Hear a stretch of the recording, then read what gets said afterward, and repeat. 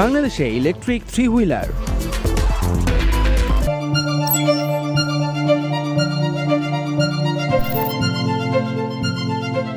সারা বিশ্ব সাম্প্রতিককালে যখন ইলেকট্রিক ভেহিকেলের দিকে ঝুঁকছে, বাংলাদেশের রাস্তায় তখন আগে থেকেই চলছে এই ব্যাটারি চালিত 3 চাকার বাহন।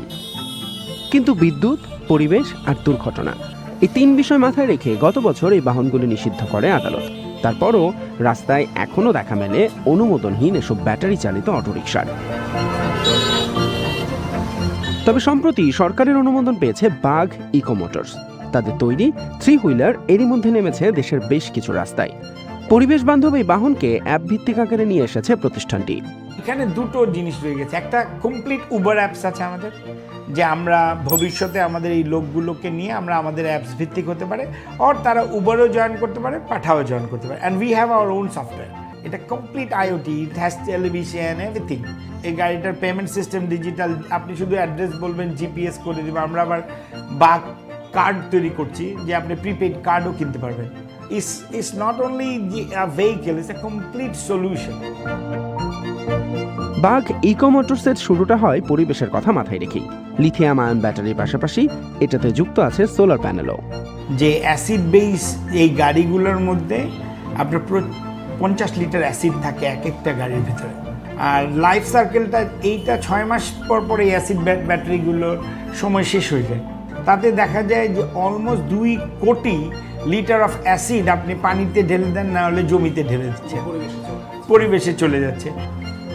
আর দ্বিতীয় জিনিস হলো যে ওয়ার্ল্ড এনভায়রনমেন্টের ক্ষেত্রে কিন্তু আমরা affected countries on global warming. তো আমরা নিজেরাই যদি পলিউটার হয়ে যাই, তাহলে আমাদের অবস্থাটা আরও বাজে দিকে যাবে। সো ওই সব কিছু কনসিডারে এনে আমরা একটা ব্যাটারি সলিউশন করলাম, যে লিথিয়াম আয়ন ব্যাটারি। তো এখন ব্যাটারি সলিউশনটা করে দেখা গেল আমরা ওই ব্যাটারি দিয়ে ওটাকে চালানোর চেষ্টা করলাম, কিন্তু দেখা যাচ্ছে যে ওই গাড়িটার দাম যা, ব্যাটারির দামও তা। তখন আমরা সোলার, লিথিয়াম আয়ন ব্যাটারি আর ইলেকট্রিক ভেহিকেল গাড়িটা ডিজাইন করলাম, মেড ইন বাংলাদেশ। পরিবেশ ও বিদ্যুতের ব্যাপারটা না হয় বোঝা গেল, কিন্তু নিরাপত্তার দিকটা?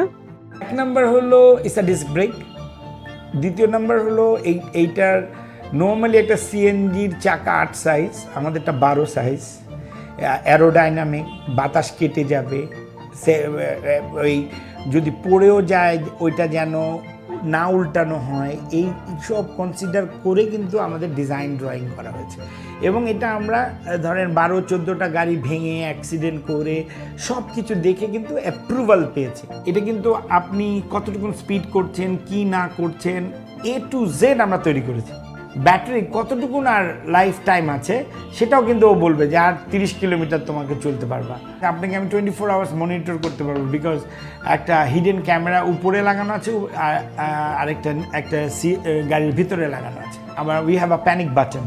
If you press the panic button, আমি আমার ডাটা সেন্টার ছাড়া আর আপনাকে কোড না দেওয়া পর্যন্ত ওই গাড়িটা কেউ স্টার্ট করতে পারবে না। আপাতত এটার দাম কিছুটা বেশি পড়লেও ব্যাটারির দীর্ঘস্থায়িত্ব, কম বিদ্যুৎ খরচ এসব মিলিয়ে সেটাকে পুষিয়ে দেবে বলছেন এর প্রতিষ্ঠাতা। একই সাথে পুরনো অটোরিকশাগুলো রিসাইক্লিং করার কথাও বলছেন তিনি। আপনাকে এটা নিজে ভেঙে ফেলে দেওয়ার থেকে আমরা যদি এটা অ্যাডাপ্ট করি, তাহলে গ্লোবালি আমরা এই পলিউশনটাকে ঠেকানো সম্ভব।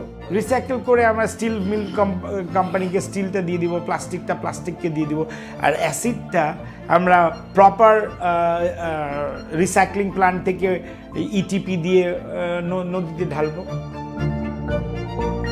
এই মুহূর্তে চার্জিং স্টেশন স্থাপনের কাজ করছে প্রতিষ্ঠানটি।